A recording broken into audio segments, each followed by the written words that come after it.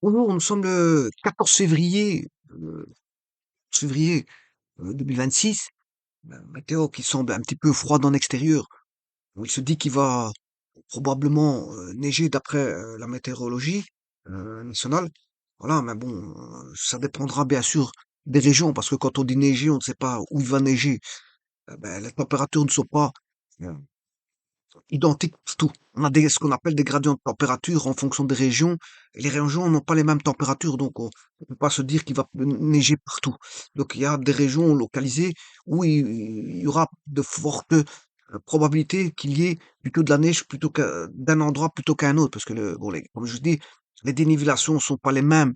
Voilà, d'une région à une autre, voilà, les gradients de température ne sont pas les mêmes d'un endroit à un autre, parce qu'en fait, tout simplement, il y a des zones humides, il y a des zones moins humides, il y a des zones voilà, avec un taux d'humidité plus important que voilà, il y a plusieurs facteurs qui interviennent, qui fait que on a des gradients de température différents. Et donc, dire qu'il va neiger, ben, ça dépend où. Où. Parce que c'est vrai que j'entends souvent dire des personnes quand on entend dire des personnes, on entend parler des personnes, dès le moment où ils entendent la météo, ben, ils généralisent, ils disent, bon, il va neiger, voilà, point barre. Non, c'est pas comme ça que ça va. Sachez que bon, s'il fait une température de 8 degrés, je vois mal comment il pourrait neiger avec 8 degrés de température, hein.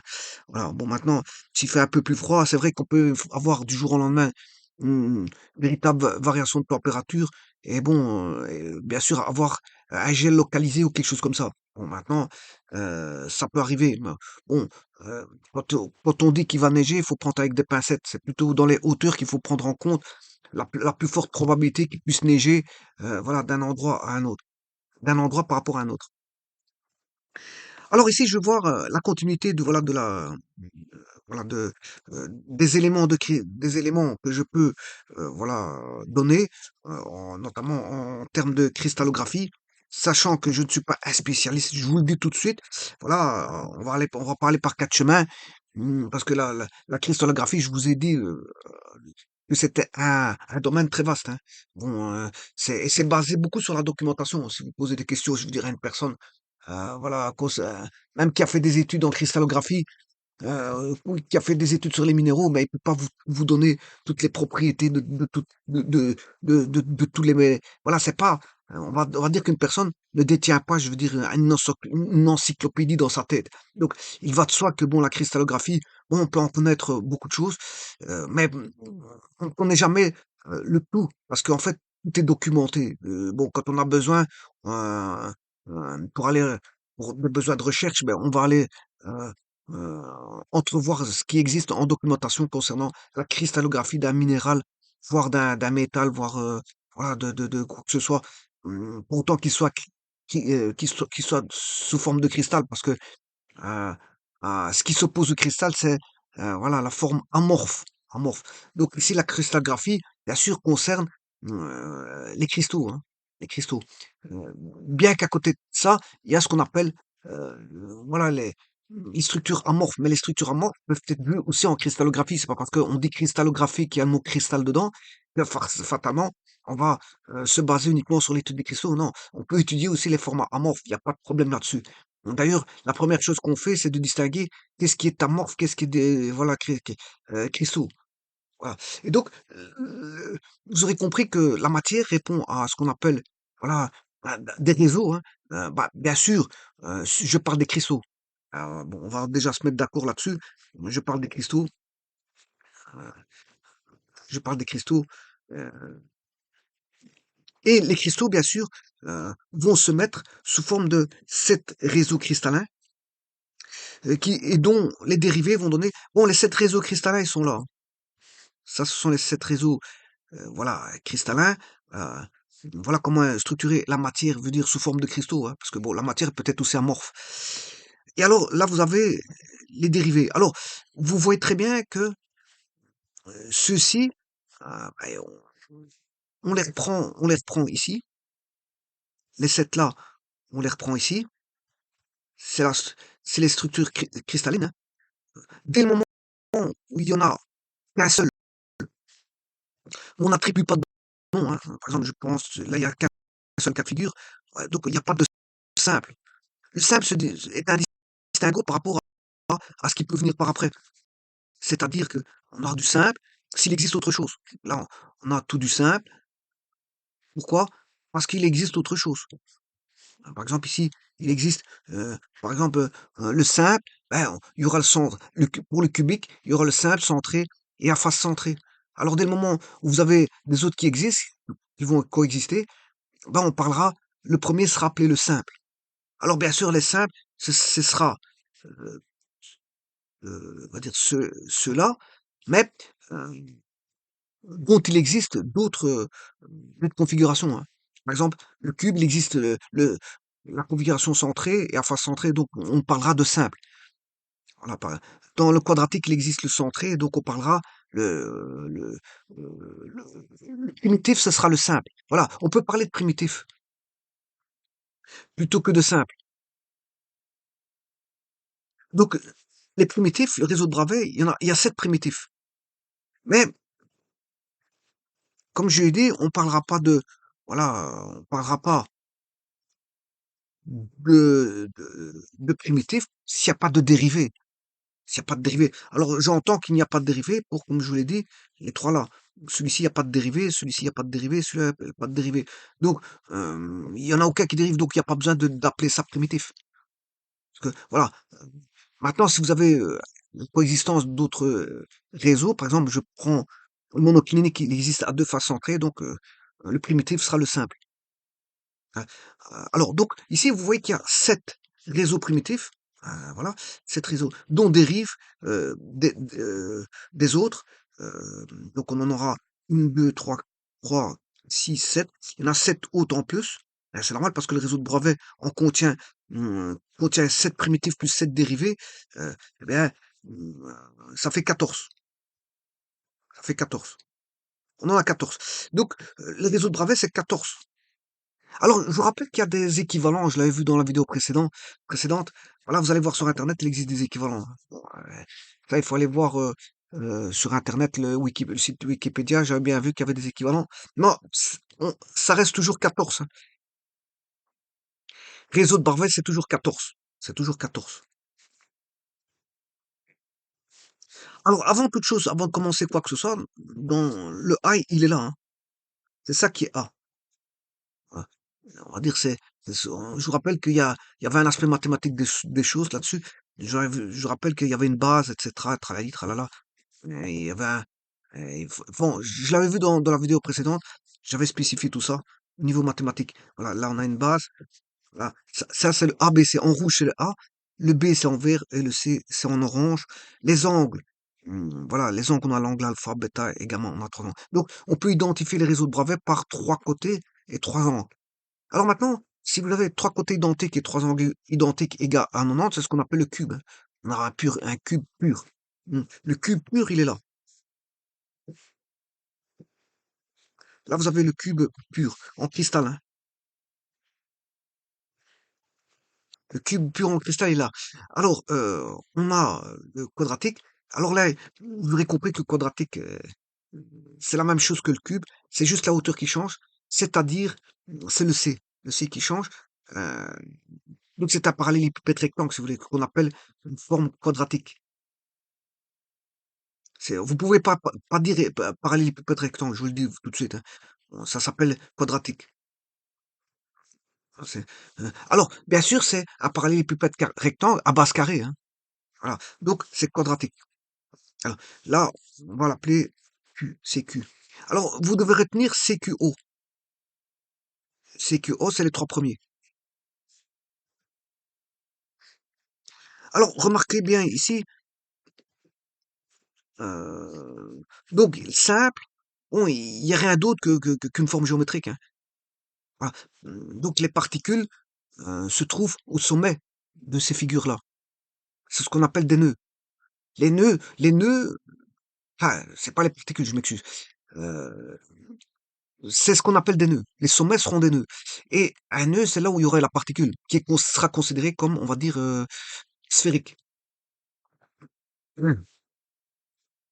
Voilà, donc ce qui veut dire que le cube, on a 4 nœuds.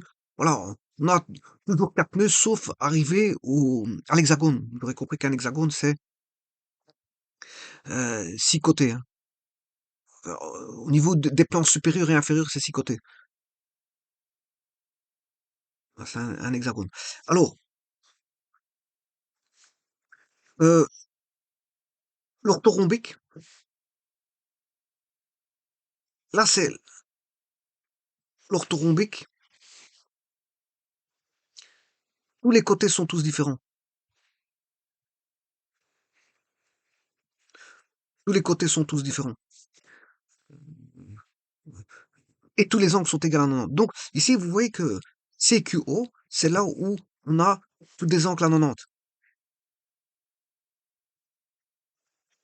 CQO. Alors, ça, ce qui veut dire que le cube, vous partez avec trois dimensions identiques. Euh, le quadratique, c'est dimensions identiques. Et l'orthorhombique, les trois sont différents. Mais la caractéristique de ces trois-là, c'est qu'ils ont tous des angles à 90 degrés. Voilà. Alors maintenant, si on arrive au monoclinique. Monoclinique, c'est un petit peu comme l'orthorhombique, voilà, on va dire ça comme ça. Alpha égale gamma égale 90 et bêta différent de 90, c'est-à-dire qu'il y a une inclinaison. Par rapport à 90, hein, que je dis inclinaison, c'est par rapport à 90. Donc c'est un espèce d'orthorhombique incliné. C'est un orthorhombique A différente B différente Z a une inclinaison.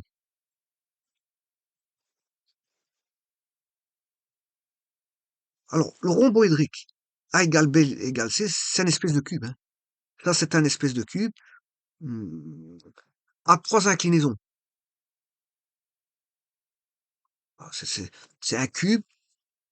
Pourquoi cube? Parce que A égale B égale C, mais simplement on a incliné trois directions. A, trois inclinaisons. Bon, l'hexagonal, vous le voyez, hein, bon, l'hexagonal, il faut le voir, non pas sous forme du schéma qui est ici, mais l'hexagonal, il faut plutôt l'entrevoir. Voilà, vous insérez cette figure là-bas, voilà, qui est, bon, un petit instant.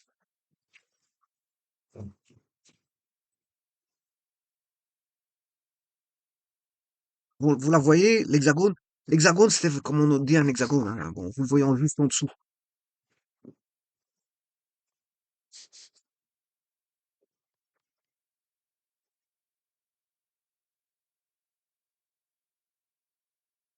Attendez, ici, peut-être que je me suis trompé un petit instant, je règle un petit problème.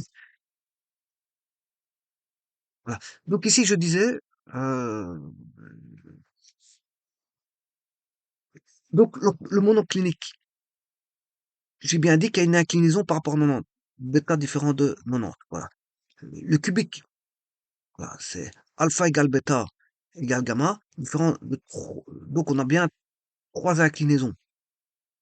Alpha égale bêta égale gamma. Différent de 90. On a trois inclinaisons. Ensuite, on a l'hexagonal. Ben, l'hexagonal, bon, la figure qui est donnée ici n'est pas un hexagone, bien sûr, hein. Il faut le mettre ici. Il s'insère dans un hexagone. Voilà, il s'insère dans un hexagone. Et l'hexagone, vous le voyez bien, hein, parce qu'il est, bon, si vous faites ceci, vous avez une figure hexagonale. Et donc là, bon, c'est parce qu'il s'insère dans un hexagone, donc on parlera hexagonal. Et le triclinique, euh, là, c'est un petit peu comme l'orthorhombique, hein. C'est l'orthorhombique. Ah, trois inclinaisons toutes différentes. Alpha, différentes bêta, différentes gamma, différentes 90. Donc il y a trois inclinaisons. Pensons qu'ici, c'est trois inclinaisons pour le rhomboédrique, trois inclinaisons égales, hein. Trois inclinaisons égales. Alors que là, c'est trois inclinaisons différentes pour le triclinique.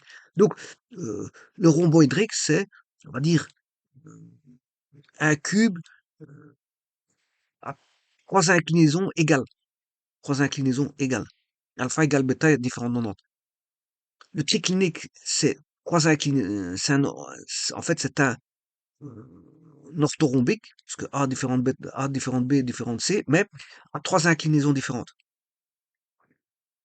Oui, donc voilà. Donc ça donne des structures, voilà, c'est les structures de Barber. C'est et les cristaux.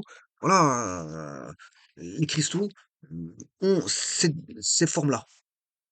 Donc ça, c'est les cristaux. Donc c'est le monde des réseaux, monde des réseaux, on va dire cristallins,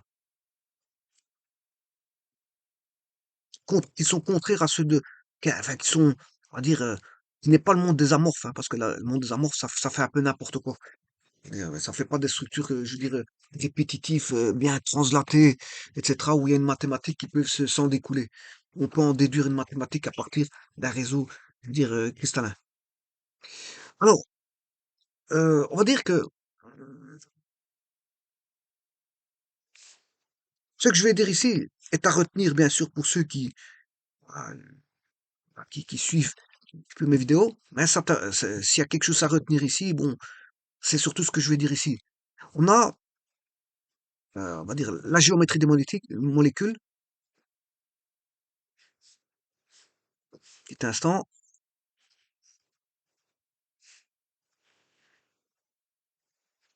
On a la géométrie des molécules,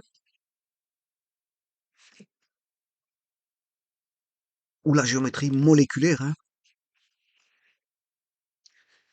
Alors, elle est principalement déterminée par des facteurs que vous connaissez. Ce sont euh, des facteurs dits électroniques.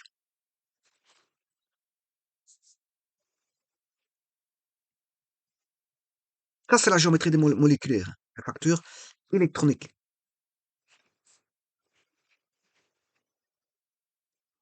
Euh, en gros, bon, vous connaissez les modèles, voilà, SP, voilà, S, P, D et F, voilà, on va dire ça comme ça. Et avec ça, bon, on peut construire des molécules et faire, voilà, des modèles spécifiques, voilà, de nuages électroniques. Donc, on aura ce qu'on appelle une distribution, une distribution, distribution, voilà, d'un nuage euh, électronique. Et c'est comme ça que la géométrie moléculaire est déterminée. C'est par distribution de nuages électroniques. Bien sûr, quand je dis distribution de nuages électroniques, c'est dans l'espace, hein, dans l'espace à trois dimensions. Alors, on a des formes d'altères, des formes de sphères, des formes. Voilà. Ça, il faut voir les configurations électroniques, voilà, qu'on étudie en chimie, mais c'est un cours un peu particulier qui est le cours de, je sais plus comment est-ce qu'on appelle ça. Enfin bref, ça s'étudie dans un cours de chimie. On appelle la, je ne sais plus. Je ne sais plus comment on appelle ça. Et alors on étudie, bien sûr, les modèles S, P, D, F, et ainsi que les interactions moléculaires. On étudie le CH4, pourquoi il est comme ça, pourquoi il est une configuration, je veux dire, électronique de ce style et pas d'un autre style. Tout est étudié. On peut étudier, voilà, le CH4, hum, euh, euh, plusieurs modèles atomiques, hein. On peut étudier l'éthylène, on peut étudier, voilà, le méthane, on peut étudier. Et alors, on étudie, bien sûr, les configurations électroniques, euh, configuration électronique, voilà, des molécules. Bien sûr, on y étudie aussi, euh, voilà, j'ai trouvé le mot. C'est la théorie des orbitales, hein. Voilà, théorie des orbitales. En étudiant la théorie des orbitales, des différents, voilà, des énergies, etc. Théorie des orbitales pour donner, voilà, on a une forme de la molécule au niveau configuration électronique. Théorie des orbitales, c'est ça que je cherchais le mot. Ah, c'est à partir de là qu'on fera l'étude spatiale de la molécule, en connaissant, je veux dire, les théories des orbitales. Alors, qui est un cours, bien sûr, de chimie, bien sûr, parce que ça reste la chimie, avec les niveaux d'énergie et tralali, tralala. Étude des niveaux d'énergie, etc. Alors, donc ça, c'est la géométrie des molécules. Bon, alors moi, ici, je ne parle pas de la géométrie des molécules, puisque j'étudie ici la géométrie des cristaux. Bon, les cristaux qui vont se recopier, bah, il y a une mathématique, comme je vous dis, derrière, et elles vont se recopier par translation, par une maille de base. Une maille de base qui va être recopiée, comment? Par translation. Translation. Voilà. Alors, Et donc, là, quand on parle de réseau, ben, ça obéit en général à un principe de remplissage de l'espace. Ben, c'est un remplissage de l'espace. Mmh, bien sûr, un remplissage, aussi compact que possible, hein, aussi compact que possible. C'est un remplissage, je veux dire, voilà, ordonné et compact. Compact. Mais, elle tend à avoir, voilà, une certaine forme de compacité, voilà, pour occuper l'espace. Alors, à ce niveau-là, bah, ça va correspondre à une stabilité maximale, on va dire parce que les forces de cohésion produisent un travail maximum. Donc, et ça, c'est fort important à savoir, c'est que, bon, on aura une stabilité maximale. Stabilité maximale,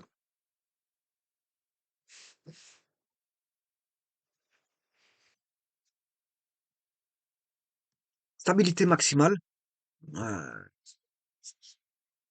puisque comme je vous ai dit, les forces de cohésion produisent,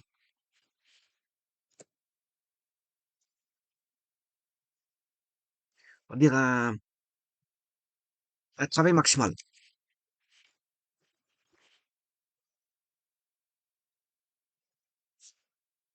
Donc on a une forme de stabilité, je veux dire, dans la géométrie des cristaux. Alors, ce que je voulais voilà,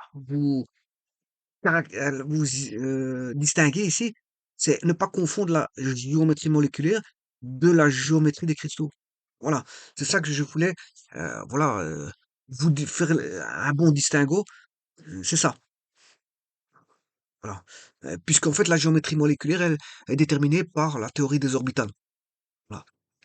Voilà, vous étudiez une molécule en fonction, voilà, des configurations S, P, D, F, et cetera. Puis vous les mettez voilà, en liaison. Et qu'est-ce que ça donne comme, voilà, une altère ou, je veux dire, une espèce de sphère ou, voilà, ça donne, voilà, des configurations électroniques bien connues voilà, de l'étude des orbitales.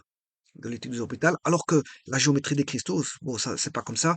C'est plutôt, voilà, une recherche de stabilité maximale du cristal euh, au travers voilà, d'un réseau qui va essayer d'occuper l'espace le mieux qu'il peut, c'est-à-dire au travers d'une compacité qu'elle va essayer d'établir dans l'espace. Voilà.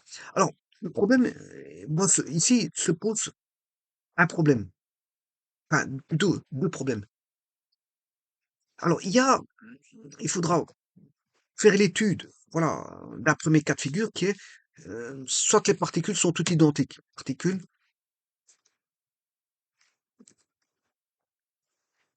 toutes identiques.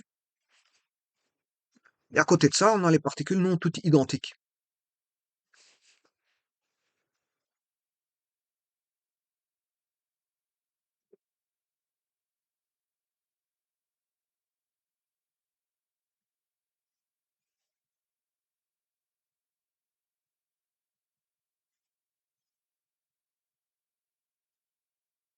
Alors, dans un premier temps, bien sûr, vous comprendrez que je vais commencer par le plus simple.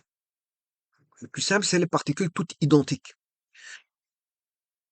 Alors, dans les métaux, bah, qui sont des réseaux cristallins, ou les gaz rares, à l'état solide, bien sûr, hein. Attention qu'il faut prendre le gaz rare à l'état solide. Donc le gaz rare à l'état solide n'est plus gaz, hein, il est solide. Voilà. Quand on dit gaz rare, bon, c'est dans leur forme, je veux dire, de température, qui sont à l'état de gaz, mais on peut les solidifier sans aucun problème. Bon, mais maintenant, si vous prenez un gaz rare, bon, qu'on appelle les gaz neutres, vous le rendez solide, ben, il devient cristallisé aussi, hein. Alors là, à ce moment-là, on va dire que pour les métaux et les gaz rares, à l'état solide, le cristal est formé de particules d'un type unique, hein. Alors on peut avoir, heu, on va avoir des empilements. Je vous rappelle qu'il y avait j'avais vu que le réseau, il y a des nœuds et dans ces nœuds, il y a, des particules. Voilà, dans les nœuds du réseau, il y a des particules. On y place les particules qui sont des sphères. Je vous rappelle ça. Alors, l'emplissement, on va dire que si on empile les sphères, hein, l'empilement de sphères, on va dire identiques, puisqu'en fait, ici, je suis dans des particules identiques. Les sphères identiques permettent d'occuper, on va dire, 74% de l'espace. ça occupe 70, rien qu'avec les sphères, on a, voilà, avec tous des particules identiques, 74% de l'espace qui est occupé.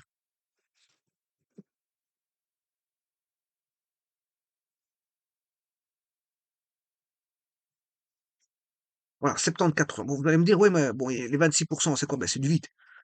Ah, voilà, on va dire, le reste, c'est 26% de vide. 26% de vide. Bon, en tout cas, bon, il y a une bonne occupation spatiale ici de 74%. Alors, bien sûr, mmh, heu, pour avoir l'empilement de sphères identiques, puisque ce sont des particules identiques, voilà, pour avoir cette occupation de, on va dire, de 74%, il y a 2 structures qui rallient ce taux de remplissage. Alors, c'est, heu, le réseau, cubique à face centrée. Dans le premier, c'est le réseau cubique à face centrée et c'est le réseau hexagonal.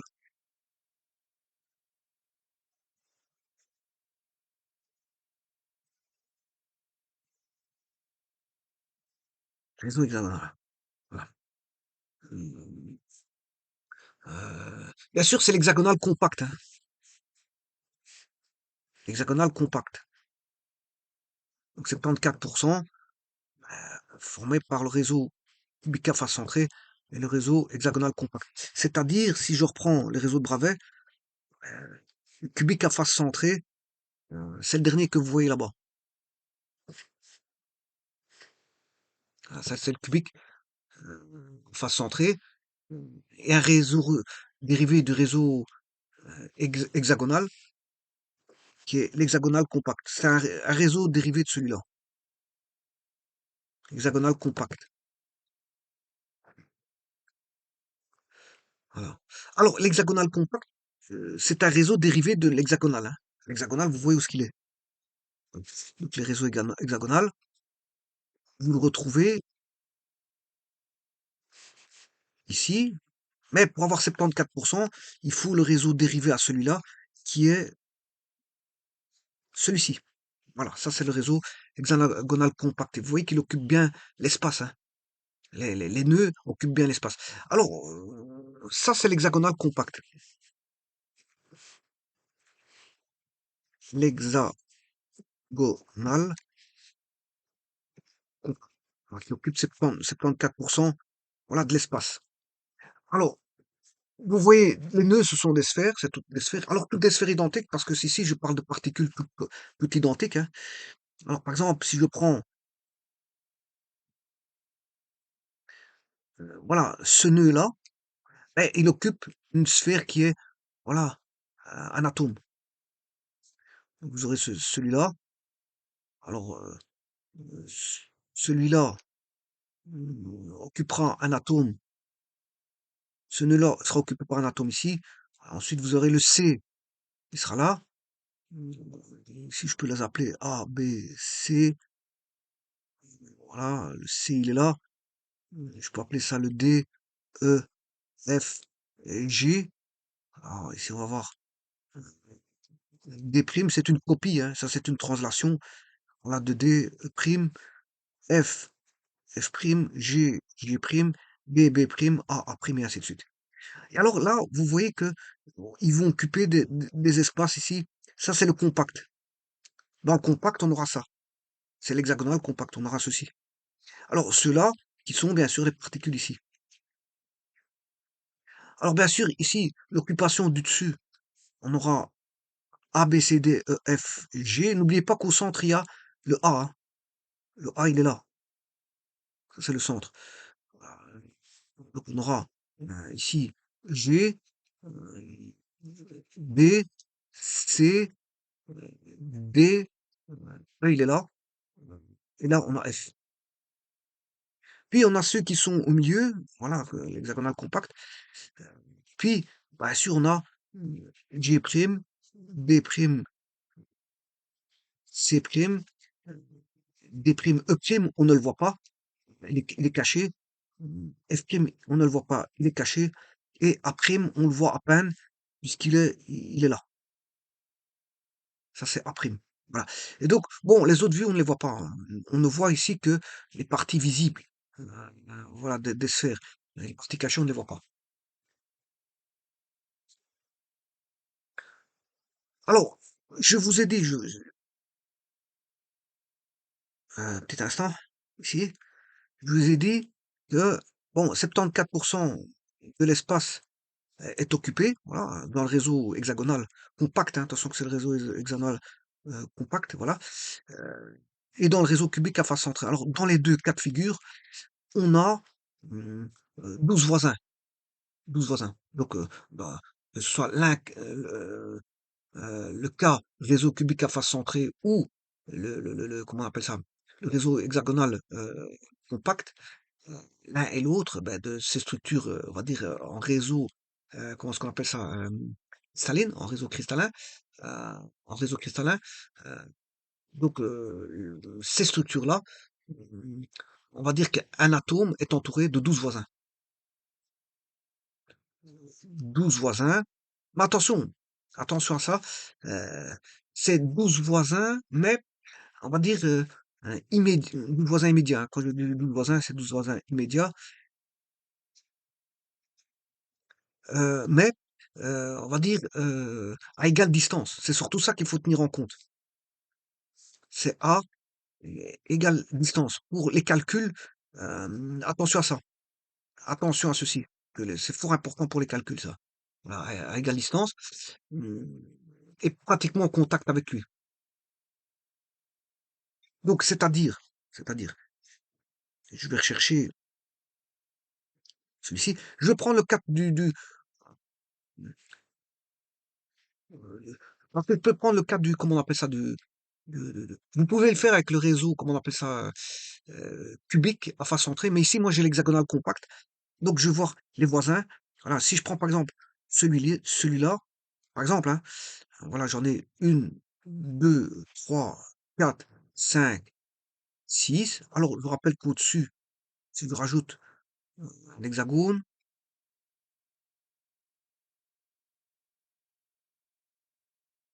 j'aurais dû le mettre un peu plus haut. Donc, vous voyez que si je prends le nœud ici, qui est voilà, l'atome ici, hein, ça c'est l'atome ici. Si je prends en tant que nœud, qui est le centre de la sphère, bien sûr, voilà, on en a déjà six, hein. Alors maintenant, je vais remonter. Alors, bien sûr, celui-là, il a en voisin direct, il y en a encore trois ici. Donc, il y en a encore trois ici. Mais au-dessus, il en aura encore trois.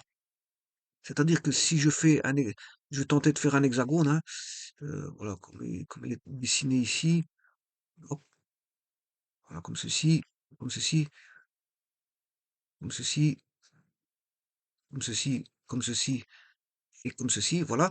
Là, on aura les trois particules ici, voilà. Donc, ce qui fait, bon, celui-là n'en aura que trois en tant que voisin immédiat, à égale distance, hein, je vous rappelle ça, à égale distance. Donc, ce qui veut dire qu'on en a 3 plus 6, ça fait 9, plus 3, ça fait 12. On a bien 12 voisins, c'est ce que je vous ai dit. Alors, vous pouvez faire la même chose, ce même exercice, avec le réseau cubique à face centrée. Vous en trouverez aussi 12. Vous retrouverez 12. Euh, et donc, on a de nombreux métaux, bah, je veux dire, qui ont cette configuration d'avoir 12, comment on appelle ça, 12 voisins immédiats à égale distance, puisqu'en fait, il y a tous ceux qui sont à réseau, comme j'ai dit, hexagonal compact, mais aussi ceux à réseau à cubique à face centrée. Et je vais prendre quelques exemples de structures cristallines qui sont ici, dans ce cas de figure-là, voilà, des métaux, hein, ce sera des métaux. Alors, ce que je vais prendre comme métaux, ben, je vais prendre quelques métaux. Voilà, ici j'ai pris, voilà, le cubique à face centrée, c'est le cuivre. Voilà, le cuivre, il est cubique à face centrée. Vous le voyez dans la figure de droite. Voilà, cuivre natif. euh, euh, Voilà, c'est l'élément 29, il se trouve à droite, bon, et ainsi de suite. Mais en tout cas, il a cubique à face centrée. cubique à face centrée. Donc lui, il a 12 voisins. Bon, 12 voisins, il en a. Vous voyez bien qu'il y a 1, 2, 3, 4. Si je prends celui-là du centre, de la face, la 4, 4 au-dessus, 4 en dessous, et 4 dans le même plan. Ce qui fait 4, 8, 12. Vous voyez qu'il a 12 voisins. Si je prends, bon, je sais pas si vous voyez ce que je veux dire, mais je vais en reprendre, je vais le redessiner.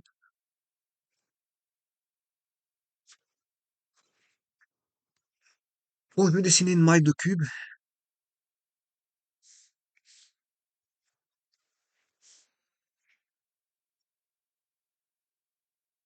bien sûr.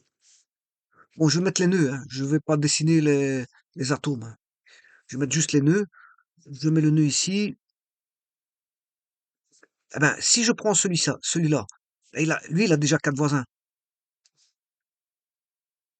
hein. Mais il en a 4 autres ici, de voisins, hein, qui sont là-bas. Donc, ce qui fait 4 voisins ici, 4 voisins ici. Mais il aura aussi, si je remets une maille au-dessus, ben, il aura de nouveau 4 voisins ici.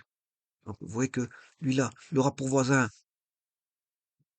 1, 2, 3, 4, 5, 6, 7, 8, 9, 10, 11, 12. Vous voyez qu'il a bien 12 voisins immédiats. Et donc, je peux prendre ce cas de figure-là. À part de prendre l'hexagone compact, je peux prendre le cube à face centrée. Cube à face centrée. Et donc, le cuivre est un cas de figure de ce réseau-là, qui, on a une occupation de 74% voilà, de l'espace.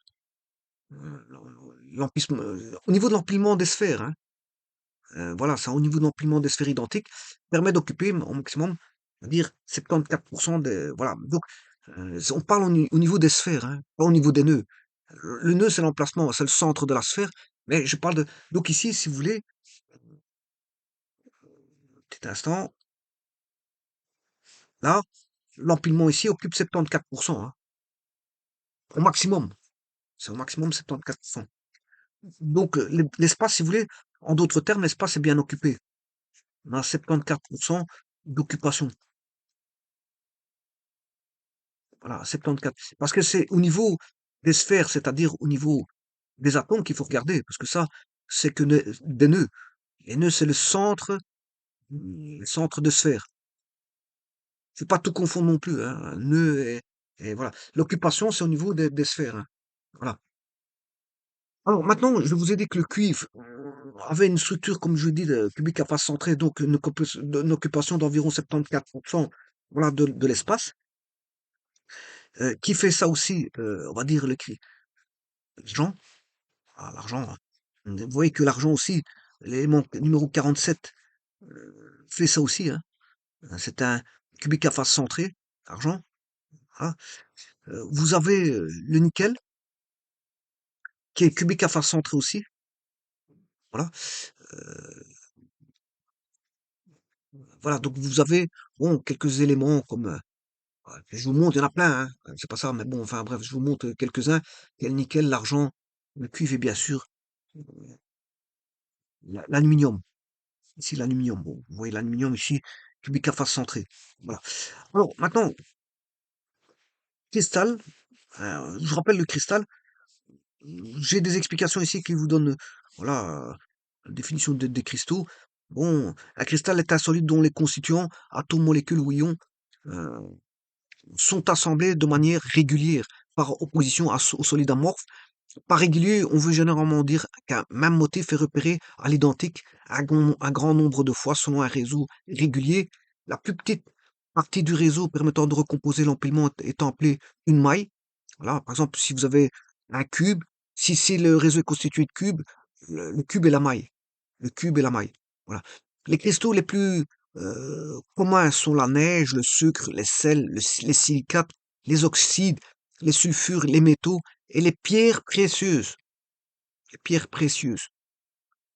Voilà, les pierres précieuses. On appelle phénocristal ou monocristal un cristal de taille telle qu'il est visible à l'œil nu. La plupart des solides cristallisés sont polycristallins, c'est-à-dire qu'ils sont composés de plusieurs microcristaux accolés ou cristallisés. Un monocristal dont une des dimensions est inférieure à 100 nanomètres est une nanoparticule, aussi appelée nanocristal. Il arrive que cette dimension soit réduite à une seule couche d'atomes, par exemple avec le graphène. Ah, et le graphène qui est un élément très important. Je veux dire, on peut faire, voilà, le graphène, c'est un élément qui peut se mettre dans le corps d'un être humain, et bien sûr, euh, ah, et commander on peut envoyer via le graphène, là, des charges électriques qui peuvent arriver au cerveau, ou voilà, le graphène étant un conducteur, voilà, qui peut se mettre dans le corps, dans le corps, dans le corps humain. Un cristal idéal ne comporte pas, bien sûr, à une certaine dose, quand je dis graphène, il ne faut pas saturer un être humain en graphène, mais en disant qu'on peut, commander un être humain par du graphène, hein, par l'entremise de signaux enfin, provenant de l'extérieur, bien sûr, mis sur. Ce n'est qu'un conducteur, hein, un conducteur. Voilà, on va conduire pour ramener voilà, des impulsions au cerveau. Alors, un cristal idéal ne comporte pas de défaut cristallin. Ouais, oui, c'est quand il est idéal, hein, là. Il n'y a pas de défaut quand il est idéal, parce qu'on peut avoir des défauts, hein. Voilà, il y a toujours, on peut avoir trouvé des défauts dans les cristaux, ça c'est pas un problème. Mais les cristaux réels sont loin de cette perfection. Voilà. Au-delà d'une certaine concentration des défauts, le concept de structure cristalline cesse d'être utile et l'on considère que c'est un matériau amorphe. Voilà. Quand il y a trop de défauts, en ce moment, on l'appelle plus que structure cristalline, hein. Il sera considéré comme étant, fera partie voilà, des matériaux amorphes. Alors, matériaux amorphes tels que le verre, alors donc le verre, vous voyez bien que c'est pas une structure cristalline, voilà, c'est c'est un matériau amorphe, le verre. L'état amorphe s'apparente fortement à l'état liquide, mais il existe aussi des cristaux liquides. Voilà, il existe des cristaux liquides. Selon l'Union internationale de cristallographie, tout solide dont le diffractogramme est essentiellement discret est un cristal. Sur la base d'une propriété structurelle essentielle, cette définition englobe des cristaux classiques, mais aussi les cristaux quasi-cristaux. Les propriétés des cristaux s'expliquent par leur composition atomique et l'arrangement spatial des atomes qui le constituent. Alors vous avez un historique, je vous laisse le voir. euh, et alors, bon, il vous parle un petit peu de la science, voilà, des cristaux.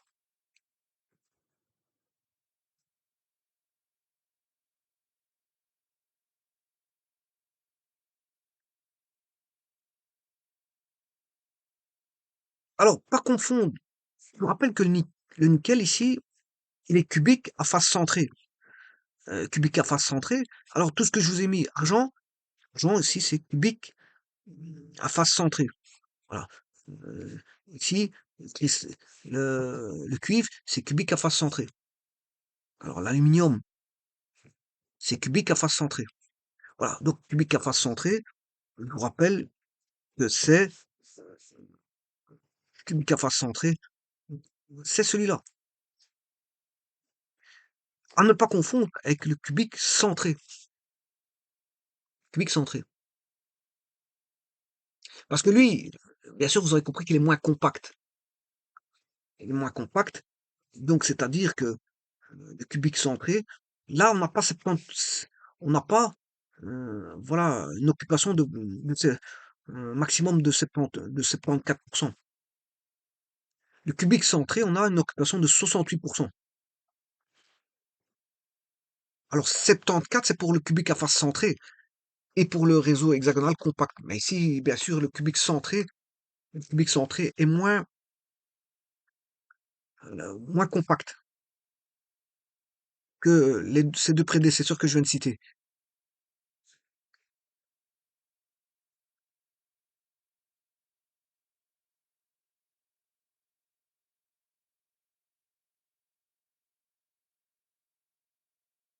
Alors, on va mettre par trait interrompu les vues cachées,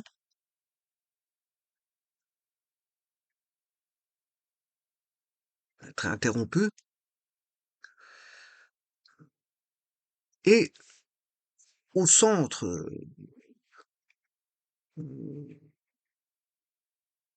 au centre de ce cube, on a une particule ici, enfin un nœud, et en même temps une particule. Là, on a un nœud. Et donc, si je devais mettre par des sphères, je vais mettre une sphère ici, puisqu'il y en a un nœud ici, une sphère ici. Oh, ça, c'est beaucoup plus gros que ça, hein. C'est mon cube qui est trop gros ici, donc je dois mettre des grosses. Voilà, parce que elles sont quasi voisines, hein, quasi voisines normalement. Bon, vous voyez ici, j'ai déjà mal fait. Tout mon cube il est grand, je dois mettre des grandes sphères. Voilà, ça c'est à l'arrière, devant, aussi.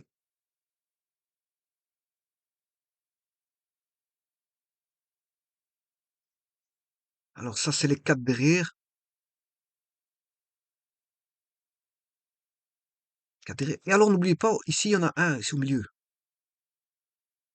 Voilà. Alors maintenant, si on devait voir les parties visibles, euh, bon, celle-ci elle est devant, on la voit. Celle-ci elle est devant, on la voit. Celle-ci elle est devant, bien sûr, on la voit. Celle-ci elle est devant, on la voit. Celle-ci elle est un petit peu retirée vers l'arrière, on la voit. Celle-ci elle est retirée vers l'arrière, on la voit. Donc les particules arrière qu'on voit, c'est celle-ci et celle-ci. Voilà. Alors ici, on verrait celle-là.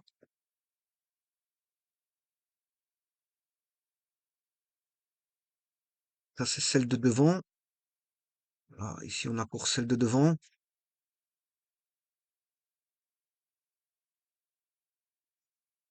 Et alors, on aurait celle du milieu. On verrait ici. Voilà, on verrait ici. Alors, celle d'arrière, on voit celle-ci ici, c'est pas. Voilà. Et donc là, un tel réseau comme ceci, ben, ça occupe l'espace. C'est un cubique centré. Et le cubique centré, ben, il est moins compact que l'autre. Donc, il y a moins d'occupation, moins d'espace occupationnel de l'espace. Il y a moins de, voilà, on va dire de, comment on appelle ça, euh, moins d'espace qui est occupé. On va dire que ici, c'est 68%. Donc, il est moins compact que l'autre réseau à 74%, qui est le cubique à face centrée et et l'hexagonal compact, qui est une forme dérivée de l'hexagonal, bien sûr, l'hexagonal compact. Alors maintenant, chaque atome occupe combien? Mais je l'ai dit, euh, si je prends le nœud du milieu, il en occupe, il a combien de voisins? Il en a 8, puisqu'il a une, deux, trois, quatre, si je prends celui du milieu, hein, 4, 5, 6 derrière, 7 et 8. Vous voyez qu'il y a 8 voisins. Donc, le cubique centré, moins compact. Donc, en résumé, qu'est-ce que je pourrais dire?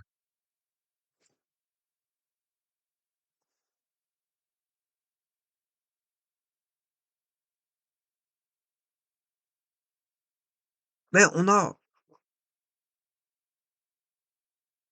un réseau cristallin compact qui, lui, occupe 74% de l'espace. On a un réseau cristallin en comparaison, hein, bon, je vais que je voilà, distingue deux réseaux cristallins. Voilà. Attention que ce sont tous des mêmes éléments, hein. C'est tous des mêmes particules. Donc, quand je dis qu'ici du cuivre, le réseau cuivre ou aluminium, c'est ici il y a que du nickel, hein. Il y a que du nickel, hein. Voilà. Ici c'est de l'argent, il y a que de l'argent. Là il y a que voilà, ici il y a que du cuivre.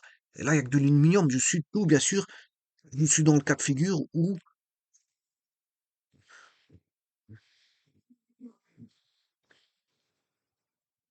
voilà, que je suis dans les particules toutes identiques, hein. Particules toutes identiques. Donc, vous voyez qu'ici, si je dois résumer la chose, ben, je distingue deux réseaux pour montrer un petit peu, je veux dire, leur occupation dans l'espace. Donc il y en a un, c'est 74%, contrairement à l'autre, c'est qu'il y a un réseau cristallin moins compact que le précédent, que ce réseau compact, réseau moins compact. Donc je distingue, je fais une distinction entre deux réseaux. Alors, il y en a un, c'était 64% de l'espace occupé, et l'autre, c'est 68% de l'espace euh, occupé. Alors là, on retrouve le cubique à face centrée et l'hexagonal, un type dérivé de l'hexagonal qui est l'hexagonal compact. Voilà. Alors ici, bon, j'ai pris le cubique centré. Attention, ne pas confondre cubique à face centrée, voilà, et cubique centré.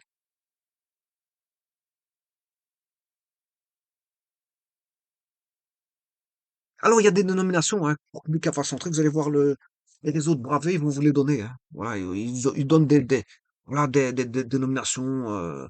Faut aller voir avec un indice minuscule et un indice majuscule.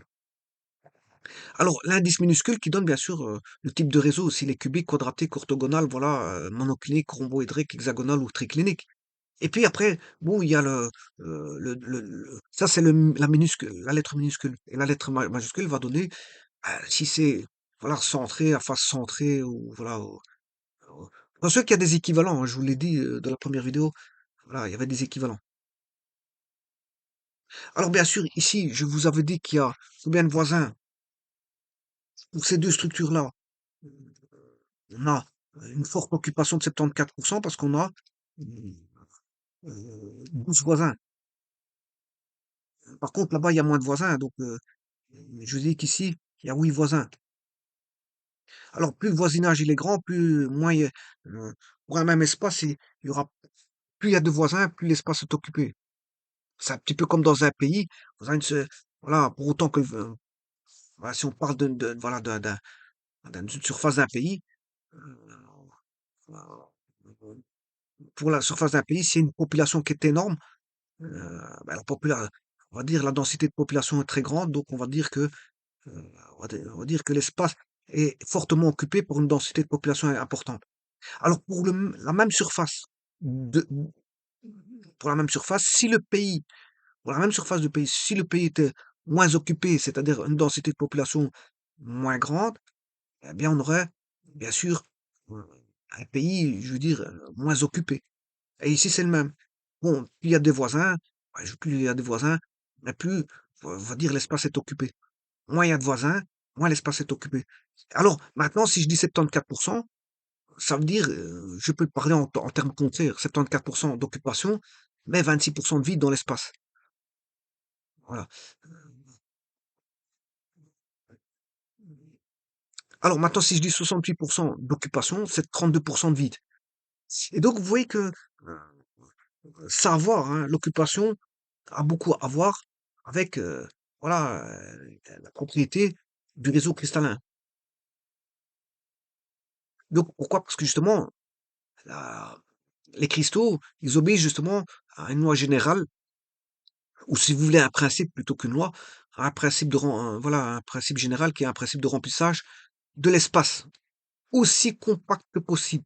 Et donc, vous voyez que le réseau cristallin compact répond à une plus forte occupation de l'espace que ne le fait le réseau cristallin moins compact qui est, voilà, le cubique à le cubique centré. Donc, le cubique à face centrée et l'hexagonal compact ont euh, plus de place dans l'espace que le cubique centré.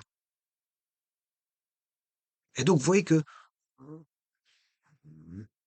là, la stabilité sera maximale euh, pour certaines configurations données. Confondre réseau cristallin de géométrie moléculaire, je l'ai dit, parce que géométrie moléculaire, ça n'a rien à voir. Là, on a des facteurs de type électronique, comme je vous ai dit, distribution d'un nuage électronique dans l'espace, avec bien sûr des configurations spatiales électroniques, enfin des nuages électroniques, donnés sous forme d'altères, voilà, de sphères et tralali tralala. C'est ce qu'on appelle la théorie des orbitales. Et donc, comme je vous ai dit, il y a les cas de figure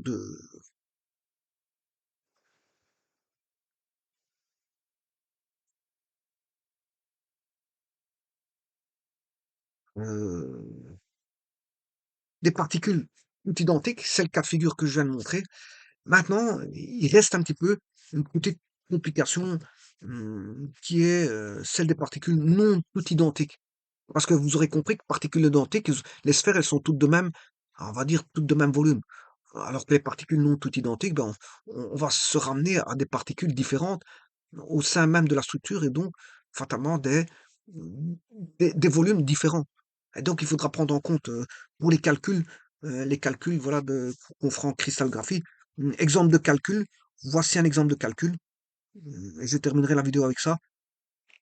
Un exemple de calcul qu'on peut avoir, par exemple ici j'ai pris une structure avec des particules toutes identiques, et on pose une question, la maille de l'aluminium, bon, c'est toutes des sphères identiques, hein. C'est toutes des sphères de même volume identiques, parce que c'est que de l'aluminium. Ouais, et je vous ai dit que l'aluminium a une structure, on va dire, à face centrée. Je vous l'ai dit. Voilà. La maille de l'aluminium est-elle cubique centrée ou cubique à face centrée? Alors, la réponse, vous la connaissez parce que je l'ai vu avec vous. La cubique à face, c'est un cubique à face centrée. Cristal d'aluminium, c'est cubique à face centrée. Voilà. Donc ici, c'est un cubique à face centrée, cristal d'aluminium. Maintenant, ici, il faut faire un calcul, bien sûr. C'est par rapport à un calcul, on donne la masse volumique de l'aluminium, voilà, 2,7 grammes par centimètre cube, le rayon atomique. Vous remarquez qu'il faut beaucoup de propriétés chimiques, je m'excuse, beaucoup de propriétés, je veux dire, du heu beaucoup de propriétés de l'aluminium avant de trouver, voilà, sa structure, hein. Oui, oui, on a besoin de la masse volumique de l'aluminium, du rayon atomique, vous voyez, de la masse molaire et du nombre d'Avogadro. À partir de là, on peut trouver, je veux dire, comment on appelle ça, la, la structure. La structure.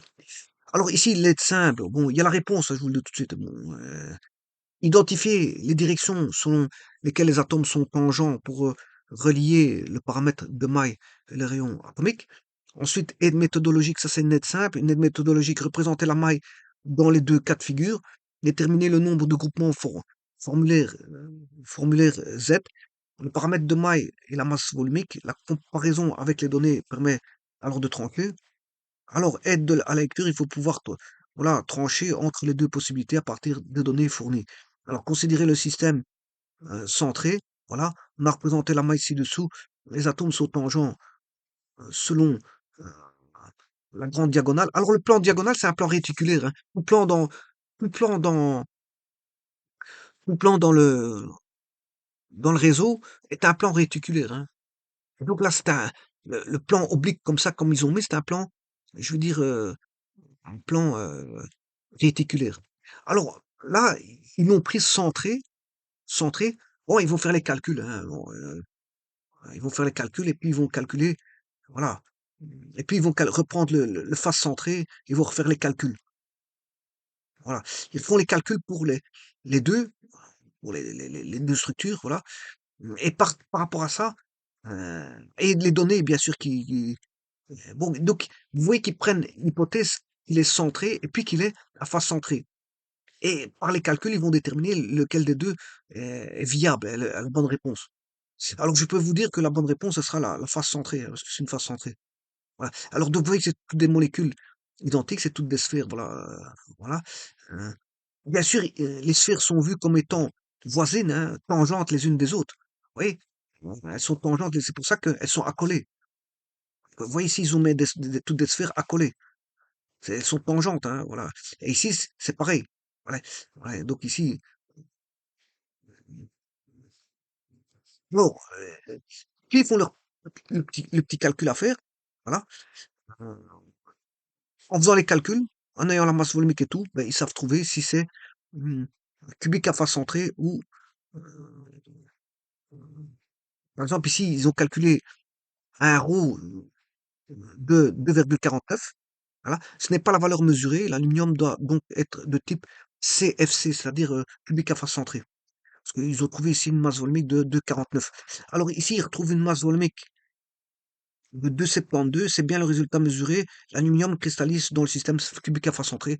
Et 2,72, c'est bien 2,7, et bien la masse volumique de l'aluminium. Voilà, donc ça, je ferai un calcul de ceci. Euh, C'est pas un problème, je verrai le calcul, comment on fait ce calcul-là. Donc ici, vous voyez que, bon, ils ont pris, considéré les deux choix de figure, hein, les deux réseaux possibles, et ils ont fait les calculs, et grâce à la masse volumique, ils se sont permis de dire bon, quel était le bon cas, le bon cas de figure. Mais ça, j'expliquerai des calculs comme ça, hein. C'est c'est justement pour ça que je fais cette vidéo aussi. Enfin, les vidéos de cristallisation, sur la cristallographie, c'est plus justement pour comprendre ce genre de calcul. Bon, maintenant, je vous rappelle qu'ici, c'est un cas de figure, on a toutes des particules identiques, parce que c'est toutes des particules d'aluminium. Parce que, imaginez-vous maintenant qu'on a euh, des particules non toutes identiques. Voilà. Et donc là, il faudra prendre en compte euh, ce qu'on appelle un rapport, voilà, de rayon cation sur rayon anion. Rayon cation sur rayon anion. Il faudra prendre ce rapport-là. Et donnera ce qu'on appelle un indice de coordination qui est le nombre de voisins. Et donc la disposition des voisins. La disposition des voisins. Bon, ici, le calcul se fait pas de la même manière, hein, je vous le dis tout de suite, parce que c'est toutes des particules identiques, on va dire. Voilà. Calculer toutes des particules identiques et calculer toutes des particules non identiques, c'est pas les mêmes, voilà, c'est pas les mêmes configurations de structure spatiale, donc c'est pas forcément les mêmes façons de calculer, hein, je vous le dis tout de suite. Voilà. Je vous remercie.